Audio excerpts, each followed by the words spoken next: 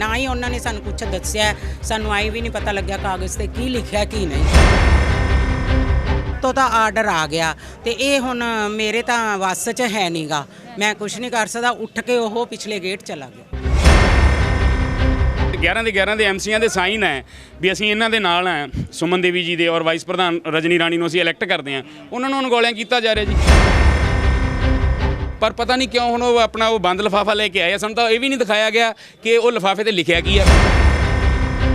ਸਰਕਾਰ ਦਾ ਇੱਕ ਨੁਮਾਇੰਦਾ ਉੱਥੇ ਪੀਲਾ ਲਿਫਾਫਾ ਲੈ ਕੇ ਆਇਆ ਸੀ, ਉਹਨੇ ਕਿਹਾ ਕਿ ਮੈਂ ਉੱਪਰੋਂ ਹਾਈ ਕਮਾਂਡ ਤੋਂ ਲਿਫਾਫਾ ਲੈ ਕੇ ਆਇਆ, ਮੈਨੂੰ ਨਹੀਂ ਪਤਾ ਇਹਦੇ ਵਿੱਚ ਕੀ ਹੈ।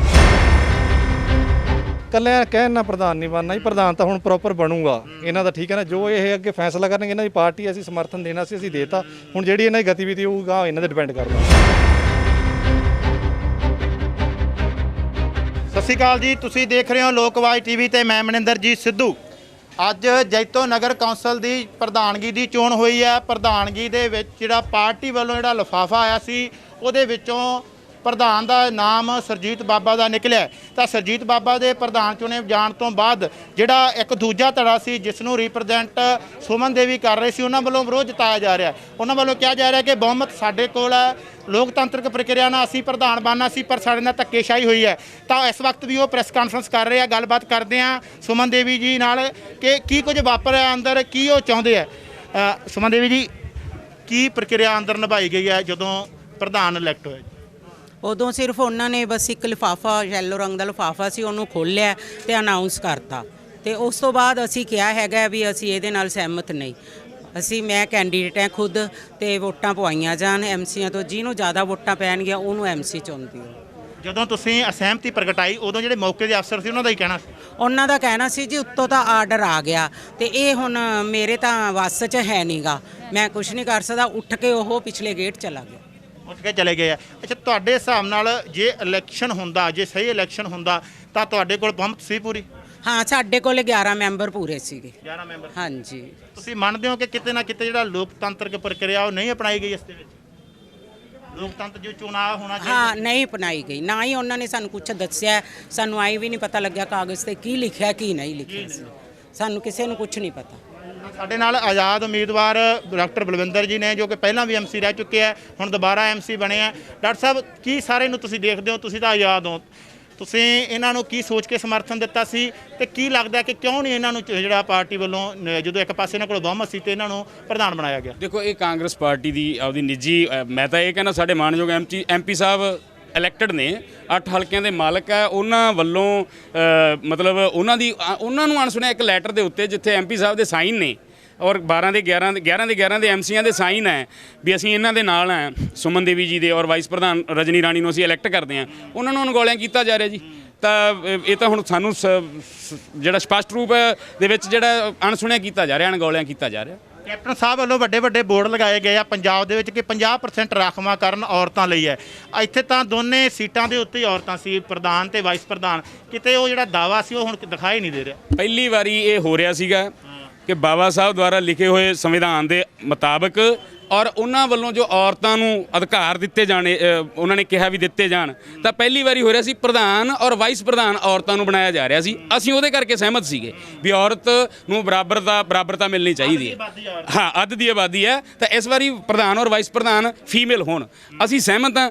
ਪਰ ਪਤਾ ਨਹੀਂ ਕਿਉਂ ਹੁਣ ਉਹ ਆਪਣਾ ਉਹ ਬੰਦ ਲਿਫਾਫਾ ਲੈ ਕੇ ਆਏ। ਸਾਨੂੰ ਤਾਂ ਇਹ ਵੀ ਨਹੀਂ ਦਿਖਾਇਆ ਗਿਆ ਕਿ ਉਹ ਲਿਫਾਫੇ ਤੇ ਲਿਖਿਆ ਕੀ ਹੈ, ਪਹਿਲੀ ਗੱਲ। ਦੂਜੀ ਗੱਲ, ਜਦੋਂ ਅਸਹਿਮਤੀ ਪ੍ਰਗਟਾਤੀ ਤਾਂ ਏਡੀਸੀ ਸਾਹਿਬ ਦੀ ਇਹ ਵਰਡਿੰਗ ਸੀ ਕਿ ਤੁਸੀਂ ਇਹਦੇ ਖਿਲਾਫ ਅਪੀਲ ਕਰ ਸਕਦੇ ਹੋ। ਉਹ ਕਹਿੰਦੇ ਵੀ ਤੁਸੀਂ ਅਪੀਲ ਕਰ ਸਕਦੇ ਹੋ, ਤੇ ਇੰਨਾ ਕਹਿ ਕੇ ਉਹ ਚਲੇ ਗਏ। ਅਸੀਂ ਉੱਠ ਕੇ ਬਾਹਰ ਆ ਗਏ। ਅਪੀਲ ਕਰੋਗੇ ਫਿਰ ਇਸ ਖਿਲਾਫ?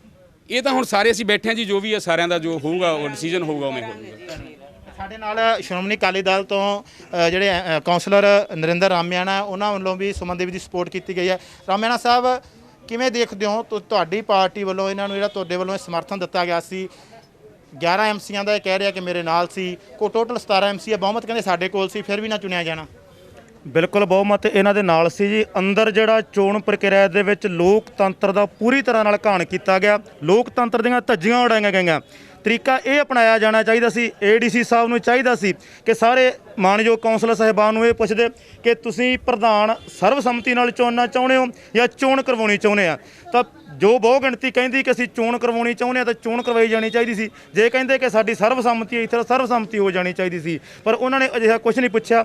ਸਰਕਾਰ ਦਾ ਇੱਕ ਨੁਮਾਇੰਦਾ ਉੱਥੇ ਪੀਲਾ ਲਿਫਾਫਾ ਲੈ ਕੇ ਆਇਆ ਸੀ, ਉਹਨੇ ਕਿਹਾ ਕਿ ਮੈਂ ਉੱਪਰੋਂ ਹਾਈ ਕਮਾਂਡ ਤੋਂ ਲਿਫਾਫਾ ਲੈ ਕੇ ਆਇਆ, ਮੈਨੂੰ ਨਹੀਂ ਪਤਾ ਇਹਦੇ ਵਿੱਚ ਕੀ ਹੈ, ਮੈਂ ਇਹਨੂੰ ਖੋਲ੍ਹਦਾ, ਤੁਹਾਨੂੰ ਸਾਰਿਆਂ ਨੂੰ ਇਹਦੇ ਨਾਲ ਸਹਿਮਤ ਹੋਣਾ ਚਾਹੀਦਾ। ਮੈਂ ਲਿਫਾਫਾ ਖੋਲ੍ਹ ਕੇ ਨਾ ਪੜ੍ਹ ਕੇ ਚਲਿਆ ਜਾਊਂਗਾ, ਉਸ ਤੋਂ ਬਾਅਦ ਚੋਣ ਕਿਵੇਂ ਹੋਣੀ ਹੈ ਤੁਸੀਂ ਦੇਖਣਾ। ਔਰ ਉਹਨਾਂ ਨੇ ਲਿਫਾਫਾ ਪੜ੍ਹ ਕੇ ਸੁਣਾਇਆ ਕਿ ਸੀਨੀਅਰ ਮੀਤ ਪ੍ਰਧਾਨ ਸੁਮਨ ਦੇਵੀ ਜੀ ਹੋਣਗੇ, ਮੀਤ ਪ੍ਰਧਾਨ ਜਤਿੰਦਰ ਕੁਮਾਰ ਔਰ ਪ੍ਰਧਾਨ ਜਿਹੜਾ ਹੈ ਸੁਰਜੀਤ ਸਿੰਘ ਬਾਬਾ ਹੋਣਗੇ। ਉਸ ਤੋਂ ਬਾਅਦ ਬਾਕੀ ਦੇ ਸਾਰੇ 11 ਐਮਸੀ ਸਾਹਿਬਾਨ ਨੇ ਖੜੇ ਹੋ ਕੇ ਇਤਰਾਜ਼ ਜਤਾਇਆ ਕਿ ਇਹ ਬਿਲਕੁਲ ਗਲਤ ਹੈ, ਇਹ ਲੋਕਤੰਤਰ ਦਾ ਸਰਾਸਰ ਘਾਣ ਹੈ ਔਰ ਇਹ ਚੋਣ ਜਿਹੜੀ ਹੈ ਲੋਕਤੰਤਰੀ ਪ੍ਰਕਿਰਿਆ ਦੇ ਨਾਲ ਵੋਟਿੰਗ ਦੇ ਆਧਾਰ ਤੇ ਹੋਣੀ ਚਾਹੀਦੀ ਹੈ, ਨਾ ਕਿ ਡਾਇਰੈਕਟ ਕਿਸੇ ਨੂੰ ਪ੍ਰਧਾਨ ਥੋਪ ਦਿੱਤਾ ਜਾਣਾ ਚਾਹੀਦਾ। ਪਰ ਏਡੀਸੀ ਸਾਹਿਬ ਕਹਿੰਦੇ ਚੋਣ ਤਾਂ ਹੁਣ ਹੋ ਚੁੱਕੀ ਹੈ, ਮੈਂ ਇਹਦੇ 'ਚ ਕੁਝ ਨਹੀਂ ਕਰ ਸਕਦਾ, ਤੁਸੀਂ ਅਪੀਲ ਕਰ ਸਕਦੇ ਹੋ ਅੱਗੇ ਜੋ ਤੁਹਾਨੂੰ ਠੀਕ ਲੱਗਦਾ। ਇਹ ਕਹਿ ਕੇ ਉਹ ਪਿਛਲੇ ਦਰਵਾਜ਼ੇ 'ਚੋਂ ਨਿਕਲ ਗਏ ਤੇ ਅਸੀਂ ਉੱਥੇ ਰੌਲਾ ਪਾਉਂਦੇ ਜਿਹੜੇ ਰਹਿ ਗਏ, ਸਾਨੂੰ ਉੱਥੋਂ ਧੱਕੇ ਮਾਰ ਕੇ ਜਿਹੜਾ ਹਾਲ 'ਚੋਂ ਬਾਹਰ ਕੱਢ ਦਿੱਤਾ ਜੀ। ਇਹ ਲੱਗਦਾ ਨਹੀਂ ਕਿ ਇੱਕ ਐਮਸੀ ਬਣਨ ਵਾਸਤੇ ਕਿੰਨੇ ਲੋਕਾਂ ਦੇ ਕੋਲ ਜਾਣਾ ਪੈਂਦਾ, ਕਿਸ ਤਰੀਕੇ ਦੇ ਨਾਲ ਵੋਟਾਂ ਮੰਗਣੀਆਂ ਪੈਂਦੀਆਂ, ਹਰ ਇੱਕ ਤਰ੍ਹਾਂ ਦਾ ਪੈਸਾ ਸਾਰਾ ਕੁਝ ਖਰਚ ਵੀ ਹੁੰਦਾ ਹੈ। ਪਰ ਇੱਕ ਝਟਕੇ ਦੇ ਵਿੱਚ ਕਹਿ ਦੇਣਾ ਕਿ ਉੱਪਰੋਂ ਆਇਆ ਹੈ, ਜਿਹੜੇ ਚੁਣੇ ਹੋਏ ਲੋਕਾਂ ਦੇ ਨੁਮਾਇੰਦੇ ਆ ਉਹਨਾਂ ਦੀ ਗੱਲ ਨਾ ਸੁਣਨੀ। ਬਿਲਕੁਲ ਜੀ, ਲੋਕਾਂ ਦੇ ਚੁਣੇ ਹੋਏ ਨੁਮਾਇੰਦਿਆਂ ਦੀ ਜਿਹੜੀ ਹੈ ਸਨਮਾਨ ਨੂੰ ਪੂਰੀ ਤਰ੍ਹਾਂ ਢਾਹ ਲਾਈ ਗਈ ਆ, ਪੂਰੀ ਤਰ੍ਹਾਂ ਸਾਨੂੰ ਇੱਕ ਤਰ੍ਹਾਂ ਬੇਇੱਜ਼ਤ ਕੀਤਾ ਗਿਆ, ਕਿਉਂਕਿ ਉੱਥੇ ਸਾਡੀ ਵੋਟ ਦਾ ਕੋਈ ਮੁੱਲ ਹੀ ਨਹੀਂ ਪਿਆ। ਅਸੀਂ ਆਪਣੀ ਚੋਇਸ ਦੱਸ ਹੀ ਨਹੀਂ ਸਕੇ ਕਿ ਅਸੀਂ ਕਿਹਨੂੰ ਪ੍ਰਧਾਨ ਬਣਾਉਣਾ ਚਾਹੁੰਦੇ ਆ, ਸਿਰਫ ਉਸ ਲਿਫਾਫੇ ਵਿੱਚੋਂ ਨਿਕਲੇ ਹੋਏ ਨਾਂ ਨੂੰ ਹੀ ਪ੍ਰਧਾਨ ਐਲਾਨ ਦਿੱਤਾ ਗਿਆ। ਤਾਂ ਪੂਰੀ ਤਰ੍ਹਾਂ ਮੈਂ ਸਮਝਦਾ ਕਿ ਲੋਕਾਂ ਦੇ ਚੁਣੇ ਹੋਏ ਨੁਮਾਇੰਦਿਆਂ ਦਾ ਜਿਹੜਾ ਹੈ ਸਨਮਾਨ ਨਾ ਕਰਨਾ, ਇਹ ਲੋਕਾਂ ਦੀਆਂ ਭਾਵਨਾਵਾਂ ਨੂੰ, ਲੋਕਾਂ ਦੀ ਵੀ ਇਨਸਲਟ ਔਰ ਬੇਇੱਜ਼ਤੀ ਕਰਨ ਦੇ ਸਮਾਨ। ਸਾਡੇ ਨਾਲ ਕਰਨ ਦੁਲਟ ਨੇ, ਜਿਨ੍ਹਾਂ ਦੇ 2 ਆਜ਼ਾਦ ਉਮੀਦਵਾਰ ਜਿਹੜੇ ਉਹਨਾਂ ਨੇ ਜਿਤਾਏ ਸੀ। ਦੁਲਟ ਸਾਹਿਬ, ਤੁਹਾਡੇ ਜਿਹੜੇ ਆਜ਼ਾਦ 2 ਉਮੀਦਵਾਰ ਆ ਉਹਨਾਂ ਨੇ ਸਮਰਥਨ ਦਿੱਤਾ ਸੁਮਨ ਦੇਵੀ ਨੂੰ, ਤੁਸੀਂ ਇਹ ਸੋਚ ਕੇ ਆਏ ਹੋਵੋਗੇ ਕਿ ਪ੍ਰਕਿਰਿਆ ਜਿਹੜੀ ਆ ਲੋਕਤੰਤਰ ਅਪਣਾਈ ਜਾਊਗੀ, ਵੋਟਾਂ ਹੋਣਗੀਆਂ ਜਿਸ 'ਤੇ ਵੀ ਵੋਟਿੰਗ ਜ਼ਿਆਦਾ ਹੋਊਗੀ, ਪਰ ਅੰਦਰ ਕਹਿ ਰਹੇ ਆ, ਬਾਹਰ ਆ ਕੇ ਜਿਹੜੇ ਐਮਸੀ ਕਹਿ ਰਹੇ ਆ ਕਿ ਕੁਝ ਵੀ ਨਹੀਂ ਅਜਿਹਾ ਹੋਇਆ। ਕਿਵੇਂ ਦੇਖਦੇ ਹੋ ਸਭ ਨੂੰ? ਇਹ ਤਾਂ ਐਂ ਹੈ ਜੀ, ਫੇਰ ਤਾਂ ਇਹਨਾਂ ਨੂੰ ਇਲੈਕਸ਼ਨ ਕਰਾਉਣੇ ਨਹੀਂ ਚਾਹੀਦੇ। ਜੇ ਆਹ ਕੰਮ ਕਰਨਾ ਸੀਗਾ ਫੇਰ ਤਾਂ ਸਿੱਧਾ ਇਹਨਾਂ ਨੂੰ ਪਹਿਲਾਂ ਹੀ ਥੋਪ ਦੇਣਾ ਚਾਹੀਦਾ ਸੀਗਾ। ਕੁਝ ਕਰਦੇ, ਜੇ ਆਪਾਂ ਇਲੈਕਸ਼ਨ ਕਰਾਏ ਹੈ ਫਿਰ ਆਪਣੀ ਵੋਟਿੰਗ ਜ਼ਰੂਰੀ ਹੈ। ਜਦੋਂ ਸਾਰੇ ਇਲੈਕਸ਼ਨ, ਹੁਣ ਇਹ ਕਾਂਗਰਸ ਪਾਰਟੀ ਦੇ ਵਰਕਰ ਹੈ, ਫਿਰ ਇਹਨਾਂ ਨੂੰ ਤਾਂ ਅਣਗੌਲਿਆ ਕੀਤਾ ਜਾ ਰਿਹਾ। ਇੱਕ ਐਮਪੀ ਹੈ, ਐਮਪੀ ਤੁਸੀਂ ਦੇਖ ਲਓ ਕਿੰਨੇ ਹਲਕੇ ਥੱਲੇ ਆਉਂਦੇ ਆ, ਉਹਨੂੰ ਨਜ਼ਰਅੰਦਾਜ਼ ਕੀਤਾ ਜਾ ਰਿਹਾ। ਅਸੀਂ ਆਜ਼ਾਦ ਉਮੀਦਵਾਰ ਹੈ, ਠੀਕ ਹੈ, ਸਾਡਾ ਸਮਰਥਨ ਦੇਣ ਦਾ ਕਾਰਨ ਮੈਂ ਤੁਹਾਨੂੰ ਦੱਸਦਾ ਸਿਰਫ ਆਏ ਹੈ ਕਿਉਂਕਿ ਕਮੇਟੀ ਬਣਦੀ ਨਹੀਂ ਪਈ ਸੀ, ਵਿੱਚ ਲਮਕਣੀ ਸੀ। ਪਹਿਲਾਂ ਤਾਂ ਸਾਡੇ ਵੱਲੋਂ ਵੀ, ਅਸੀਂ ਵੀ ਪਿੱਛੇ ਸੀਗੇ, ਚਲੋ ਚੁੱਪ ਬੈਠੇ ਸੀਗੇ। ਸਾਡਾ ਸਮਰਥਨ ਦੇਣ ਦਾ ਕਾਰਨ ਆ ਸੀਗਾ ਕਿ ਆਪਾਂ ਵਿਕਾਸ ਕਰਾਉਣਾ ਸ਼ਹਿਰ ਦਾ, ਕਿ ਆਪਾਂ ਇਸ ਹਿੰਡ 'ਚ ਨਹੀਂ ਬੈਠੇ ਰਹਿਣਾ ਕਿ ਅਸੀਂ ਨਹੀਂ ਬਈ ਕਿਸੇ ਨੂੰ ਸਮਰਥਨ ਦਿੰਦੇ, ਕਿ ਸਾਥ ਦੇਵਾਂਗੇ, ਕੋਈ ਕੰਮ ਕਰਾਵਾਂਗੇ, ਠੀਕ ਹੈ ਨਾ। ਇਹਨਾਂ ਨੇ ਮਾਣ ਬਖਸ਼ਿਆ, ਆਪਣੇ ਵਾਈਸ ਪ੍ਰਧਾਨ ਆਪਣੇ ਰਜਨੀ ਦੇਵੀ ਨੂੰ ਬਣਾਇਆ, ਠੀਕ ਹੈ ਨਾ ਜੀ। ਹੁਣ ਇਹਨਾਂ ਨੇ ਜੇ ਸਾਰੇ ਆਪਣੇ ਇਲੈਕਸ਼ਨ ਜਿੱਤ ਕੇ ਬੰਦੇ ਆਏ ਆ, ਹੁਣ ਸਾਰੇ ਉਹਨਾਂ ਨੂੰ ਅਣਗੌਲਿਆ ਕੀਤਾ ਜਾ ਰਿਹਾ ਹੈ। ਜਿਹੜੇ ਬੰਦੇ ਕੋਲੇ 5 ਹੈ ਕਿ ਆਪਣੇ ਐਮਸੀ, ਉਹਨੂੰ ਪ੍ਰਧਾਨ ਬਣਾ ਰਹੇ ਆ। ਤੁਸੀਂ ਆ ਦੱਸੋ, ਚਲੋ ਐਂ ਤੁਹਾਨੂੰ ਕਹਿਣਾ, ਜੇ ਪ੍ਰਧਾਨ ਬਣਾ ਵੀ ਰਹੇ ਆ, ਆਏ ਪ੍ਰਧਾਨ ਇਹਨਾਂ ਦੇ ਸਾਈਨ ਤੋਂ ਬਿਨਾ ਕੋਈ ਨਹੀਂ ਬਣਾ ਸਕਦਾ। ਵੀ ਪਾਸ ਕਰਨੇ ਕਰਨੇ ਸਾਲੇ ਇਕੱਲੇ, ਹਾਂ ਇਕੱਲੇ ਕਹਿਣ ਨਾਲ ਪ੍ਰਧਾਨ ਨਹੀਂ ਬਣਨਾ ਜੀ। ਪ੍ਰਧਾਨ ਤਾਂ ਹੁਣ ਪ੍ਰੋਪਰ ਬਣੂਗਾ ਇਹਨਾਂ ਦਾ, ਠੀਕ ਹੈ ਨਾ। ਜੋ ਇਹ ਅੱਗੇ ਫੈਸਲਾ ਕਰਨਗੇ, ਇਹਨਾਂ ਦੀ ਪਾਰਟੀ ਅਸੀਂ ਸਮਰਥਨ ਦੇਣਾ ਸੀ, ਅਸੀਂ ਦੇਤਾ। ਹੁਣ ਜਿਹੜੀ ਇਹਨਾਂ ਦੀ ਗਤੀਵਿਧੀ ਹੋਊਗਾ ਇਹਨਾਂ ਤੇ ਡਿਪੈਂਡ ਕਰਦਾ। ਅਸੀਂ ਇਹਨਾਂ ਦੇ ਨਾਲ ਹੈ, ਟਸ ਤੋਂ ਮਾਸ ਇੱਕ ਬੰਦਾ ਹੁੰਦਾ ਨਹੀਂ, ਹਾਂਜੀ 11 ਬੰਦੇ ਆ। ਤਾਂ ਸਾਡੇ ਨਾਲ ਸੂਰਜ ਭਾਰਦਵਾਜ ਨੇ, ਜਿਨ੍ਹਾਂ ਦੇ, ਜੇ ਅਸੀਂ ਕਹਿ ਲਈਏ ਕਿ ਜਿਨ੍ਹਾਂ ਵੱਲੋਂ ਰਿਪਰੈਜ਼ੈਂਟ ਕੀਤਾ ਗਿਆ ਸੀ ਸੁਮਨ ਦੇਵੀ ਨੂੰ। ਸੂਰਜ ਜੀ, ਤੁਸੀਂ ਕਾਂਗਰਸ ਪਾਰਟੀ ਨੂੰ ਇੱਥੇ ਲੀਡ ਵੀ ਸਦੀਕ ਸਾਹਿਬ ਕਰਦੇ ਆ, ਤੁਸੀਂ ਦੇਖ ਰੇਖ ਕਰਦੇ ਹੋ ਸਾਰੀ ਗੱਲ ਦੀ, ਕਿਵੇਂ ਹੋਈ ਪ੍ਰਕਿਰਿਆ ਸਾਰੀ ਅੰਦਰ, ਉਹਨੂੰ ਤੁਸੀਂ ਕਿਵੇਂ ਦੇਖਦੇ ਹੋ? ਕਿ ਇੱਕ ਪਾਸੇ ਕਾਂਗਰਸ ਪਾਰਟੀ ਕਹਿ ਰਹੀ ਹੈ ਕਿ ਅਸੀਂ ਸੰਵਿਧਾਨ ਦੀ ਜਿਹੜੀ ਪਾਲਣਾ ਕਰਦੇ ਹਾਂ, ਸੰਵਿਧਾਨਕ ਤਰੀਕੇ ਨਾਲ ਲੋਕਤੰਤਰ ਦੀ ਪਾਲਣਾ ਕਰਦੇ ਹਾਂ, ਪਰ ਅੱਜ ਦੀ ਚੋਣ ਦੇ ਵਿੱਚ ਲੱਗ ਨਹੀਂ ਰਿਹਾ ਲੋਕਤੰਤਰ ਦੀ ਜਿਹੜੀ ਆ ਉਹ ਅਪਣਾਇਆ ਗਿਆ। ਸਤਿ ਸ਼੍ਰੀ ਅਕਾਲ ਜੀ।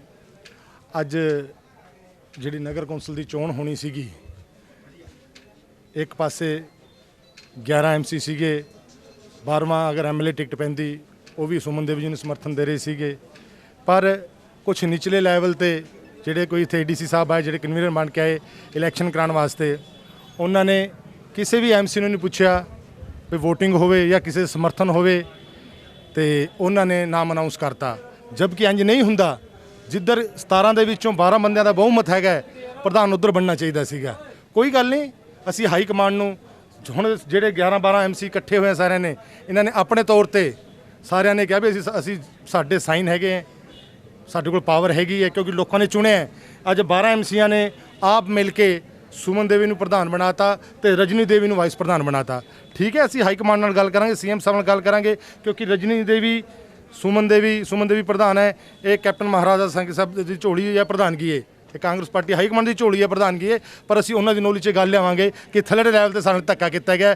ਜਿਹੜਾ ਏਡੀਸੀ ਆ ਕੇ ਕਰਕੇ ਗਿਆ, ਵਾਕਈ ਉਹਨੇ ਡੈਮੋਕ੍ਰੇਸੀ ਨੂੰ ਖਤਮ ਕੀਤਾ ਹੈ, ਕਿਉਂਕਿ ਲੋਕੀ ਚੁਣੇ ਹੋਏ ਲੋਕੀ ਜਿਨ੍ਹਾਂ ਨੇ ਕੋਈ 200 ਵੋਟਾਂ ਤੋਂ ਜਿੱਤਿਆ, ਕੋਈ 400 ਵੋਟਾਂ ਤੋਂ ਜਿੱਤਿਆ, ਇੰਨਾ ਵੱਡਾ ਨੁਕਸਾਨ ਕੀਤਾ। ਇੰਨੀ ਦੇਰ ਇਹਨਾਂ ਲੋਕੀ ਇਹਨਾਂ ਦੇ ਨਾਲ ਤੁਰੇ, ਇੱਕ ਇੰਨੀ ਵਧੀਆ ਕਮੇਟੀ ਬਣਦੀ ਸੀ। ਪਰ ਕੋਈ ਗੱਲ ਨਹੀਂ, ਹੁਣ ਵੀ ਜਿਹੜਾ ਨਗਰ ਕੌਂਸਲ ਜੈਤੋ ਦੀ ਪ੍ਰਧਾਨ ਹੈ ਸੁਮਨ ਦੇਵੀ ਹੈ ਤੇ ਵਾਈਸ ਪ੍ਰਧਾਨ ਰਜਨੀ ਦੇਵੀ ਹੈ, ਕਿਉਂਕਿ ਜਿੱਧਰ ਜ਼ਿਆਦਾ ਬਹੁਮਤ ਹੋਊਗਾ ਪ੍ਰਧਾਨ ਤੇ ਉਹੀ ਬਣੂਗਾ।